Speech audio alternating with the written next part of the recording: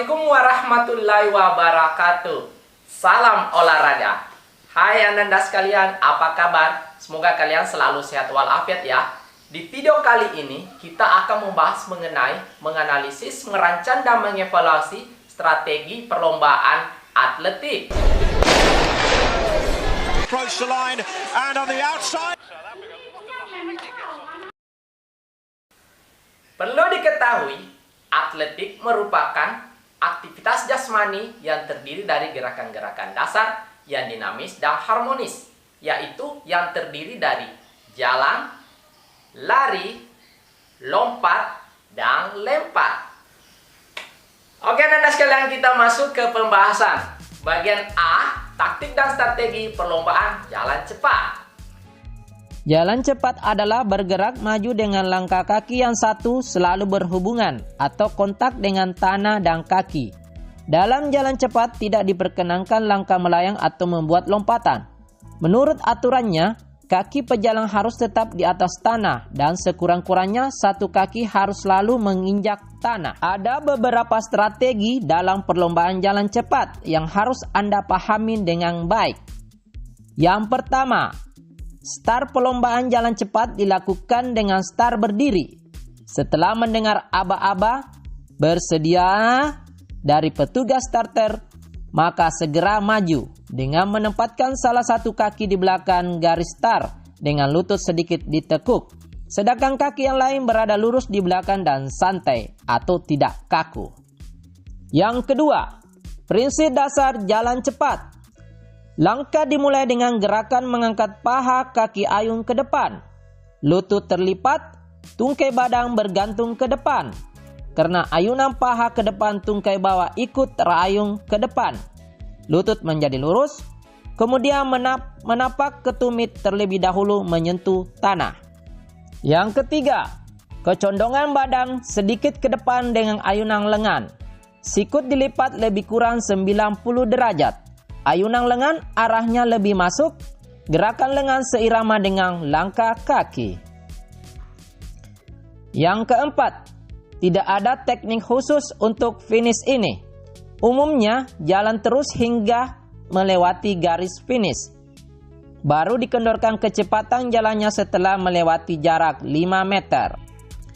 Yang kelima, cara melakukan jalan cepat pada tikungan adalah sebagai berikut.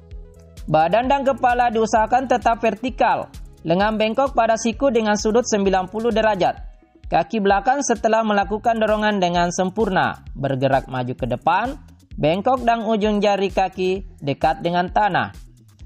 Yang keenam, teknik yang dapat digunakan dalam melakukan jalan cepat pada lintasan lurus adalah sebagai berikut. Berjalan sepanjang lintasan dan upayakan agar telapak kaki mengikuti sebuah garis lurus.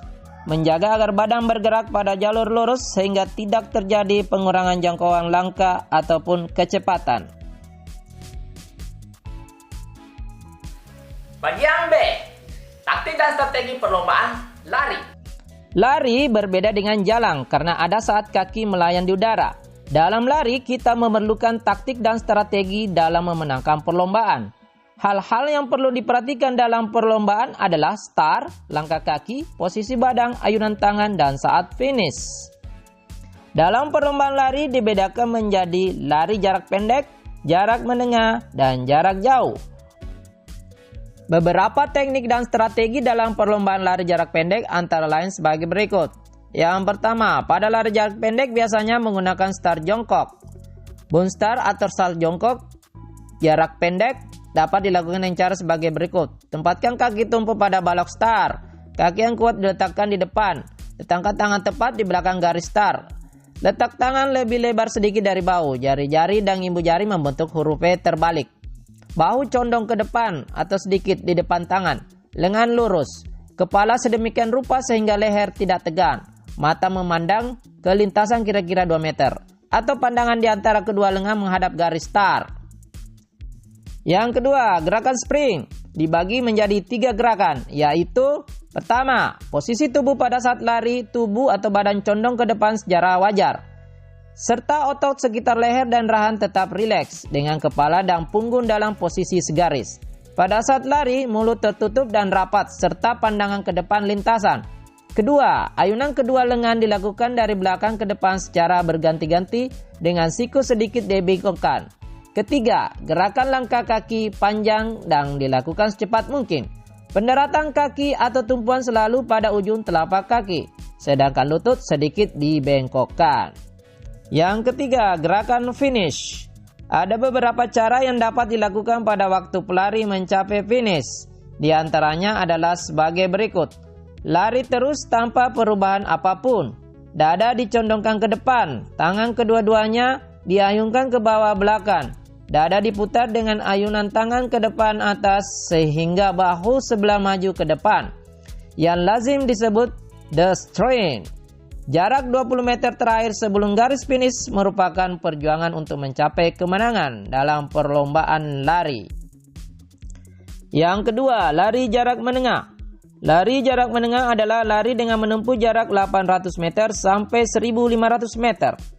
Teknik dasar lari jarak menengah tidak sama dengan lari jarak pendek, karena dalam lari jarak menengah jarak yang harus ditempuh lebih jauh. Pelari jarak menengah harus pandai mengatur strategi agar dapat memenangkan perlombaan. Pelari jarak menengah harus pandai menghemat tenaga agar tidak sampai mengalami penurunan stamina pada saat perlombaan berlangsung. Start yang digunakan untuk lari jarak menengah nomor 800 meter adalah start jongkok. Sedangkan untuk lari jarak 1500 meter menggunakan start berdiri. Yang ketiga, lari jarak jauh. Lari jarak jauh adalah cabang olahraga atletik yang mengutamakan ketahanan fisik saat berlari yang menempuh jarak 5.000 meter, 10.000 meter, dan 42.195 meter atau biasa disebut maraton. Teknik start yang biasa digunakan oleh pelari jarak jauh hampir sama dengan teknik start lari jarak menengah, yaitu start berdiri. Bagian C, taktik dan strategi perlombaan lompat. Lompat jauh adalah salah satu daripada cabang atletik. Lompat dilakukan dengan cepat dan dengan jalan melakukan tolakan pada satu kaki untuk mencapai jarak tinggi dan rintangan sejauh-jauhnya setinggi-tingginya. Tujuan utama lompat jauh adalah melompat sejauh-jauhnya. Dalam lompat jauh terdapat 3 gaya yang umum dilakukan oleh para pelompat jauh profesional, antara lain sebagai berikut. Yang pertama, gaya berjalan di udara atau walking in the air. Lompat jauh gaya berjalan di udara adalah gerakan melompat pada saat melayang atau tepatnya setelah berlari dan melakukan tolakan. Saat tubuh berada di udara usai melakukan langkah tolakan atau melompat, ayunkan kaki belakang seperti berjalan biasa. Untuk mencatatkan hal tersebut, seorang pelompat bisa memaksimalkan upaya langkah awalan, gaya tolakan atau take off, dan saat berada di udara atau flying in the air sebelum mendarat. Yang kedua, gaya jongkok atau cuk. Gaya jongkok merupakan teknik tertua serta terbilang mudah untuk diterapkan dalam arena perlombaan. Untuk melakukan gaya ini, pelompat cukup menekuk lutut menuju ke atas saat sudah berhasil melompat dari titik tolak. Kemudian usahakan untuk menempatkan tumit sebagai bagian pertama yang menyentuh tanah ketika mendarat. Yang ketiga, gaya menggantung atau handstyle. Untuk menggunakan gaya menggantung ketika melakukan lompat jauh, posisi badan dalam keadaan tegap ketika bertolak dari papan. Selanjutnya, angkat tangan ke atas sembari menekuk kaki ke arah belakang. Sementara sikap badan yang benar saat di udara pada lompat jauh gaya menggantung adalah tetap tegap. Bagian D, taktik dan strategi Perlombaan lempar lembing dan lempar cakram. Taktik perlombaan diartikan sebagai suatu siasat yang dijalankan oleh perorangan terhadap lawan dengan tujuan dalam rangka memenangkan pertandingan secara sportif. Lempar lembing adalah salah satu cabang dalam olahraga atletik. Pada olahraga ini, peralatan yang wajib adalah lembing. Cara melakukan olahraga lempar lembing adalah dengan melakukan teknik lemparan yang baik dan benar agar mendapatkan lemparan yang jauh. Teknik perlombaan lempar meliputi ayunan tangan, gerakan kaki, pelepasan, dan awalan. Selain lempar lembing dalam perlombaan lempar, juga terdapat lempar cakram. Lempar cakram adalah salah satu cabang atletik pada nomor lempar. Cara melakukan lemparan yang pada mulanya menirukan gaya nelayan yang melempar jaring berulang-ulang.